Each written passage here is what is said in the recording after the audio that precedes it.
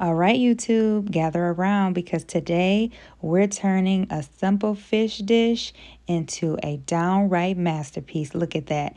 If you're looking for a recipe that's fun, flavorful, and so easy your cousin who burns the toast all the time can make it right, then this is the right place. Welcome to My Journey 24/7.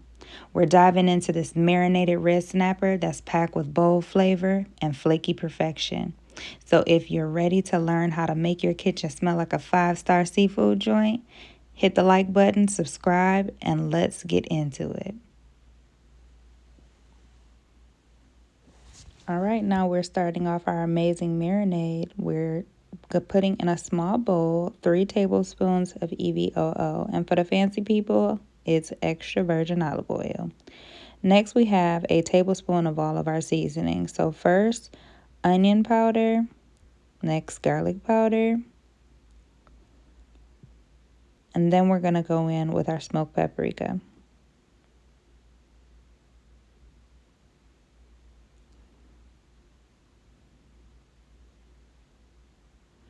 Followed up next by our mustard, ground mustard that is.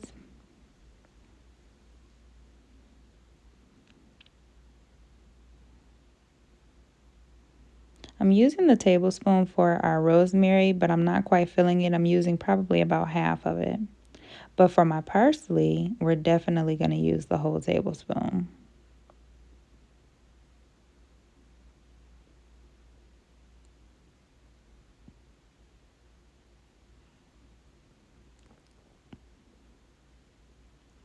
Next, we're going in with that slap your mama, not mine, okay?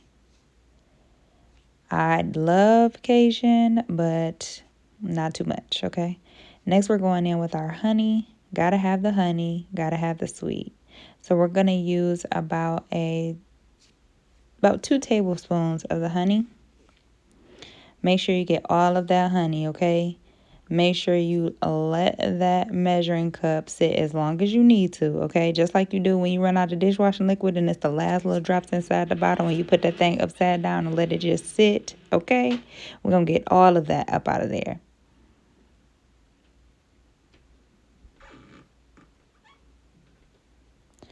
Next, we're going to do our salt. And we're going to use about a half. I don't think that was quite a half, so now I'm going in with just a little bit more. Up next is our Dijon mustard. This is another key component. We're going to use 2 tablespoons of the Dijon mustard.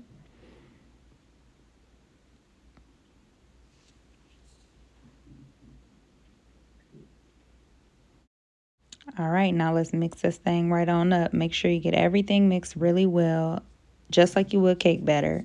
No lumps and nice and smooth. We want to make sure that we don't have lumpy pieces of seasoning on top of the fish. Nobody likes that, okay?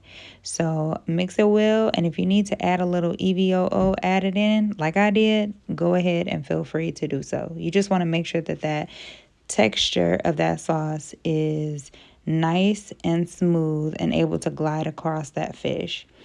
We want to make sure that we can bathe it, okay? Bathe it in that sauce.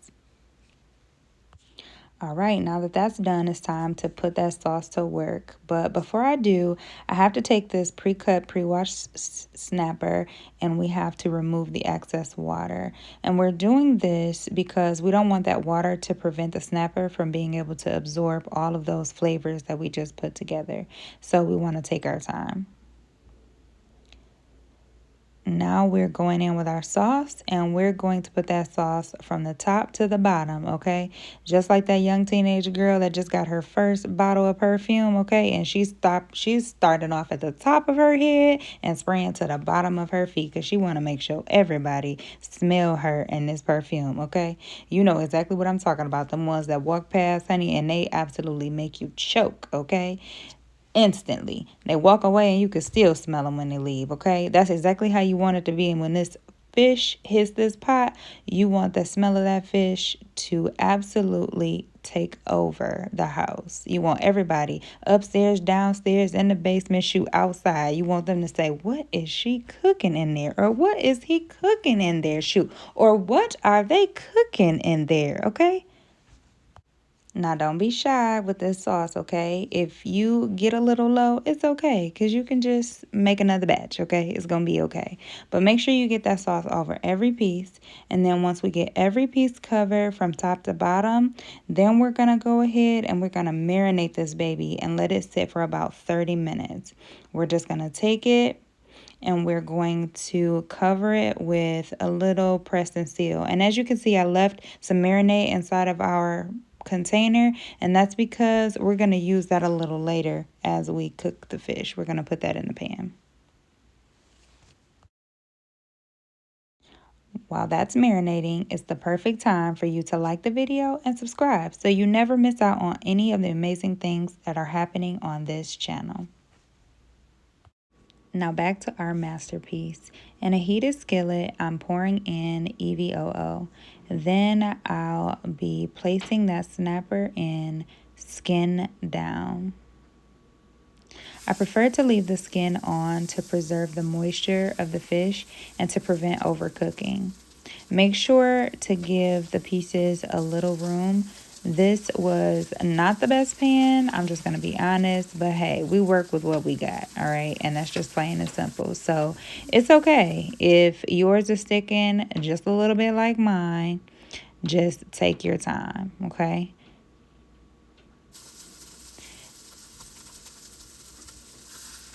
We're going to just make sure that we check on it, and we're going to tilt that pot and move that oil around, okay? Because sometimes the pot just don't be potting, okay?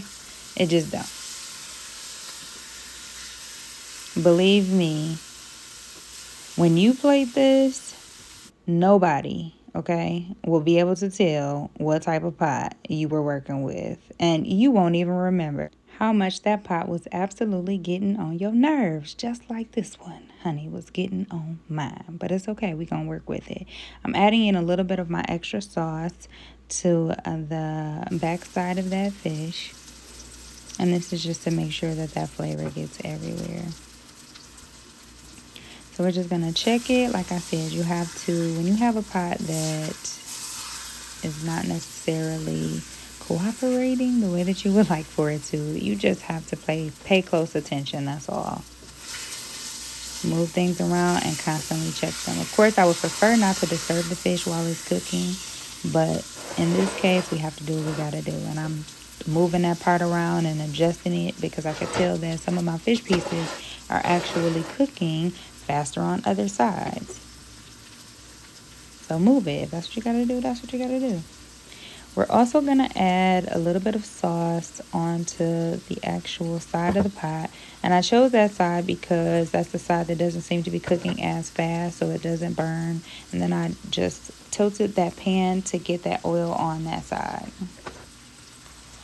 And we're going to end up mixing that up just to disperse that flavor. Look, y'all, I just turned on the light. Now, you know that's a hot mess. I've been filming this whole time. It did not have the light on, okay? Was not even giving the fish no justice, okay? Because it already looks amazing in the pan.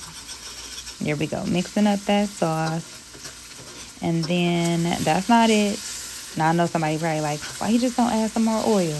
Because I don't need to. Because you're about to see exactly what I'm about to do, okay? I am about to add in our wine that is going to pull up all of that extra flavor. There we go. Look at that sizzle. Amazing. Absolutely amazing. Okay? And we're just going to mix that all up and then drizzle it right over the top of our fish. Real nice and simple. And once again, we're just flipping and turning and make sure that we are getting that nice golden color.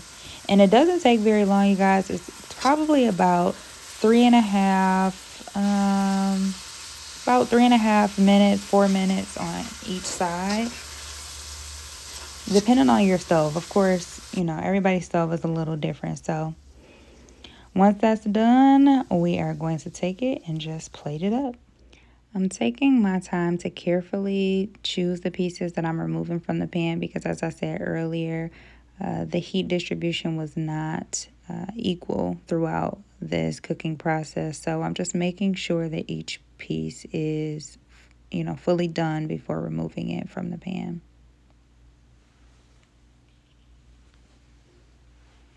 And I also am not turning the pot off either as well, or pan off.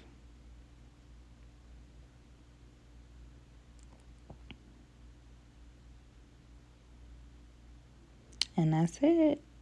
Once plated, just garnish with a little parsley and lemon, and look at that, golden, flaky, and packed with flavor. Y'all, this red snapper is so good it might just become your new go-to fish. But thanks for hanging out with me today in the kitchen, and don't forget to like, comment, and subscribe. See you on the next one.